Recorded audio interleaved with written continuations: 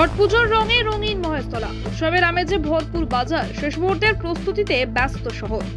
হিন্দি ভাষী মানুষদের অন্যতম শ্রদ্ধার ধর্মীয় উৎসব ছট পুজো আসন্ন সোমবার পালিত হতে চলেছে। সূর্যদেবকে অর্ঘ্য নিবেদনের এই পবিত্র উৎসবকে ঘিরে এখন মহেশতলা জুড়ে উৎসবের আবহ। সকাল থেকে রাত চারদিকেই শুধু ছট পুজোর রঙে রঙিন শহর। এলাকা জুড়ে বসেছে ছট পুজোর বিশেষ বাজার। কলার কাঁধি আখ, বাঁশের ঝাঁপি, থালা, মিষ্টি আর নানান পুজোর সামগ্রীতে ঠাসা দোকানগুলিতে ভিড় উপচে পড়ছে ক্রেতাদের। স্থানীয় হিন্দি ভাষী মানুষদের ভোর থেকেই বাজারে ছুটছেন প্রয়োজনীয় সামগ্রী কিনতে। ব্যস্ত সময় কাটাচ্ছেন বিক্রেতারাও।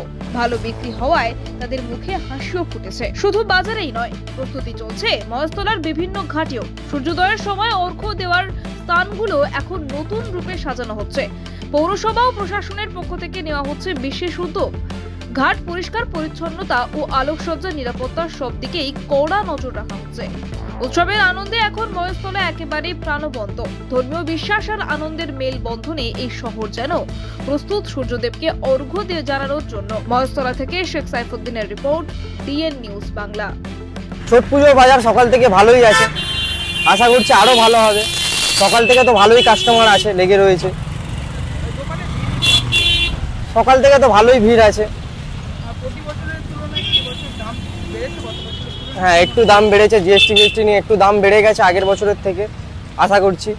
কিন্তু কাস্টমার আসছে, কিনছে। পুজো সবাইকেই কিনতে হবে। কালকে আরো বাজার ভালো হবে আশা করছি। সোমনাথ বিশ্ব বাজার গত বছরের থেকে এবছরে থাকবে, কমই থাকবে, বেশি থাকবে না। কারণ গত বছর যেহেতু মালের দাম প্রচুর হাই ছিল, এবছরে মোটামুটি রেট আছে, খুব বেশি নেই। এবারে মালটা অনেক দূর থেকে আসে, যেহেতু এটা আসছে নাজিরপুর থেকে, মানে নদিয়ার দিক থেকে, নদিয়া ডিস্ট্রিক্ট।